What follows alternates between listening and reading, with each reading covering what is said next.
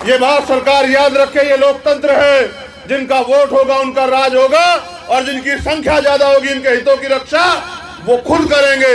इसलिए हम लोग जगाने के लिए निकले कि उन अति पिछड़ी और अति दलित जातियों को भी वो आरक्षण की व्यवस्था होनी चाहिए।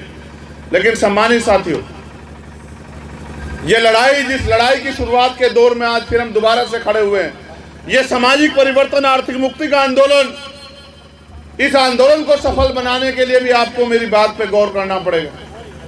कैसे होगा सामाजिक परिवर्तन? किसी भी परिवर्तन के लिए शक्ति की जरूरत होती है, और भारत में जो शक्ति है वो सत्ता के पास है। आप सत्ता से दूर हो, सत्ता आपके आसपास भी नहीं, बताओ परिवर्तन कैसे होगा? आपकी जो समस्याएं हैं, जिनके लिए रोज आप उम्मीद करते हो कोई सरकार बने, कोई मसीहा आए, कोई सोचे, लेकिन बाबा साहब अम्बेडकर आपको वोट का अधिकार देके गए हैं। उस वोट के बदौलत आप अपना राज स्थापित करके उन सारी समस्याओं का हल निकालना चाहते हैं। कब तक दूसरों पे भरोसा करते रहोगे मेरे साथी? अब आपको पहले राजतंत्र था, राजा महाराजा आमने सामने होते थे, सेना सामने सामने होती थी, तलवार भाले चलते थे, बंदूकें चलती, तोप चलती थी, ऊंट हाथी घोड़ों पे युद्ध होता था, कत्लेआम होता था, तब जाके सत्ता बदलती थी, राज बदलता था। अब बाबा साहब अम्बेडकर के प्रयास से, उनके साथियों के प्रयास से, सर छोटू राम के प्रयास से आज ऐसे बटन दबाना पड़ता, अपना अंगूठा भी तैयार नहीं कर पाओ तो बताओ मानसिक गुलामी तुमसे कितनी छुटी है अब तक। आजाद हुए 70 साल से ज्यादा हुए। मैं आपको इतिहास बताता हूं भारत का। नीरज भाई ने जिक्र किया भोपाल के आंदोलन का, गया था मैं भोपाल, क्योंकि अभी जो अवसर है वो भी समानता के रूप में नहीं आए, लेकिन कुछ दल पिछले दरवाजे से, दल क्या, वो भारतीय जनता पार्टी आरएसएस के लोगों में जानता उनको, वो पिछले दरवाजे से एक आंदोलन करवा रहे थे। और आंदोलन क्या था कि जातिगत आरक्षण खत्म होना चाहिए, जैसे इनके बाप ने दिया था। ये ऐसे बता रहे खत्म होना चाहिए जैसे इनके बाप दादा ने हमें भीख में कुछ दे दिया हो। ये हमारी हिस्सेदारी है, हमारा बल देखो कि हमने मार खाई, हमने अन्याय सहा, हमने जुल्म जाति सही, हमने तमाम अधिकार विहीन होकर भी अपने देश को संजो के रखा। हमने इस देश से कभी जो है बगावत नहीं की। तब मैंने सोचा कि ये ऐसे नहीं मानेंगे। मैंने अपने लोगों से कहा कि ईंट का जवाब पत्थर से देना पड़ेगा, इनके आंदोलन से बड़ा आंदोलन करना पड़ेगा। 12 फरवरी को आना मेरे दोस्तों भोपाल। हम इस सरकार को बताएंगे कि ये जो पिछले पर्दे के पीछे से जो खेल कर रही है इसका जवाब हम देंगे। और 12 फरवरी को जो सैलाब आया तो मुख्यमंत्री को पसीने भी पता नहीं कहां कहां से आए। मुख्यमंत्री अगले दिन जो मांगे हमने उठाई 31, उन पे घोषणा करने लगे। लेकिन सबसे जरूरी मांग ये है कि जातिगत जनगणना होनी चाहिए, क्योंकि जब जातिगत जनगणना होगी तो पोल खुलेगी कि किस जाति के सुप्रीम कोर्ट में कितने जज हैं, किस जाति के हाई कोर्ट में कितने जज हैं, किस जाति के यूनिवर्सिटी के चांसलर हैं, किस जाति के उत्तर प्रदेश में कितने थाना अध्यक्ष, कितने सीओ पोस्टिंग पे हैं, कितने आईएएस आईपीएस पोस्टिंग पे है। इन सारी बातों की, और देश में भी जो सरकारों में है उनकी सबकी पोल खुलेगी। किसकी जाति के कितने केंद्रीय सचिव हैं, किस जाति के राज्य सचिव हैं, ये सारी पोल तब खुलेगी।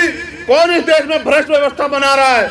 हमारे लोग तो सचिवालय में अगर हैं भी तो उन पदों पे बिठा रखे हैं कि वो बेचारे कलम भी नहीं चला सकते, फाइलें उठाने पे लगे हुए कर्मचारी हमारे दलित पिछड़े आदिवासी समाज के माइनॉरिटी के जो कर्मचारी हैं, इनके लोग बैठे हुए बड़े पैमाने जिनकी सरकार है। अभी मैं गया गोरखपुर, नीरज भाई, मैंने डाटा मंगाया, 30 से ज्यादा शायद थाने हैं वहां, और 28 से ज्यादा 2 जातियों के थाना अध्यक्ष, 28 से ज्यादा। और जातिवाद हम कर रहे हैं, और हमारे लोग धर्म के नाम पे उनको वोट दे रहे हैं। बाद में कह रहे हैं साहब ये हमें जूते मार रहे हैं। भाई जब आप उनको वोट दोगे तो वो आपको जूते नहीं मारेंगे क्या? बताओ। ये हालत है। मैं आपका गौर करना चाहता हूं इस बात पे। सबसे ज्यादा शोषण हम पे तब होता था जब इस देश में संविधान नहीं था, और उस समय के जो हमारे लड़ाका महापुरुष थे उन लोगों ने उस शोषण के खिलाफ आवाज उठाई और संकल्प लिया और ठान के इस लड़ाई को लड़ा। और देखो आज हमारे पास अवसर हैं, आज हम कुर्सियों पे बैठे हैं, आज हम वोट देते हैं, आज हम हवाई जहाज में घूमते हैं, आज हम बस में जाते हैं, ट्रेन में जाते हैं, अपनी गाड़ियों से घूम रहे हैं, आज हमारा मन सजा है। ये सब हुआ संकल्प के कारण। लेकिन क्या उसके बाद हम लोग संकल्प लेने की स्थिति में नहीं है? आज का जो नौजवान इस अपमान को महसूस करता है, उस अपमान को दूर करने के लिए वो क्या तैयारी कर रहा है?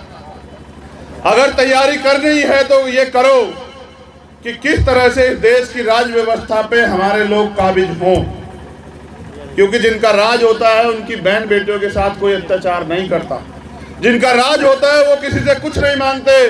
जिनका राज होता है उनको अन्याय, अत्याचार, अपमान नहीं सहना पड़ता। आज भी देश में जातिवाद है, उसका आलम यह है कि आज भी घोड़ी पे चढ़ने पे, मूछें रखने पे, पानी पीने पे, तमाम तरह की सुविधा अर्जित करने पे आज भी अपमान होता है। आज भी हालात वहीं के वहीं हैं। तो बताओ इस देश में मानसिक रूप से क्या बदला है 75 सालों में? मैं भी गया दोबारा से, हमारा एक साथी किशन लाल यादव बागरी, 12 तारीख के आंदोलन में उनकी जान चली गई। मैं उनके घर गया। मैं अपने लोगों से कहना चाहता हूँ, देश को आजाद हुए 75 साल से ज्यादा हो चुके हैं। देश में लोकतंत्र आए 70 साल से ज्यादा हो चुके हैं। जब मैं उनके घर गया तो मैंने देखा कि उनका घर कच्चा है। उनका घर कच्चा है, मुझसे नहीं रहा गया। मैंने अपने साथियों कहा कि जब तक इस प्रदेश में सबके घर पक्के नहीं हो जाते हम लोग चैन से नहीं बैठेंगे। इस आंदोलन की शुरुआत हमने संत गाडगे जी महाराज जी की जयंती पे कल की है। हमने अपने साथियों से कहा, जो आप जैसे साथी वहां काम करते हैं, हमने उनसे कहा कि 1 महीने में हर गांव का डाटा तैयार करो और जितने कच्चे मकान हैं उन सबको कहो कि हमारा वादा है कि बिना सरकार के जबड़े से छीन के हम आपके पक्के मकान बनवा के दिखाएंगे। ये हमारा वादा। इसके लिए हमने तय किया कि जैसे हम पे डाटा आ जाएगा, हम जिले वाइज सम्मेलन करके सरकार को अल्टीमेटम देंगे, और अगर नहीं मानी सरकार, नहीं सुना सरकार ने, तो फिर भोपाल का घेराव करके मुख्यमंत्री को बताने का काम करेंगे कि हम जिंदा कौम, हम यहाँ इंतजार नहीं करेंगे। हमने सदियों इंतजार किया कि हमारी जिंदगी में जो परेशानियां उनके हल के लिए कोई कुछ करे, लेकिन किसी ने नहीं किया। आज भी आपकी लड़ाई आपको खुद लड़नी पड़ेगी। मैं यहाँ आया, अपनी बात रखी, चला जाऊं और आप अपने घर में पढ़ के सो जाओ, इससे आंदोलन कामयाब नहीं होगा। अगर आप कामयाब करना चाहते हैं तो जो जाति व्यवस्था उन्होंने बना के हमें बांटने का काम किया, उस जाति व्यवस्था से बाहर निकल के भाईचारा बनाने का काम करो, तब जाके परिवर्तन होगा इस देश में। उन्होंने हमें बांटा अपने मकसद के लिए, अपने फायदे के लिए। हम लोग एकजुट नहीं है और एकजुट होने का प्रयास भी नहीं कर रही है। हमारी नालायकी, जब हम इतने बढ़िया भाषण देने लगे हैं, इतना समझदार हो गए, डॉक्टर, इंजीनियर, IAS, IPS बनने लगे हैं, तो हम ये क्यों नहीं समझ पा रहे कि एक ही प्रक्रिया से पैदा होने वाले बच्चे की जाति अलग अलग कैसे हो सकती? इंसान की एक ही जाति है, वो इंसान है, उसका धर्म एक ही है, वो इंसानियत है।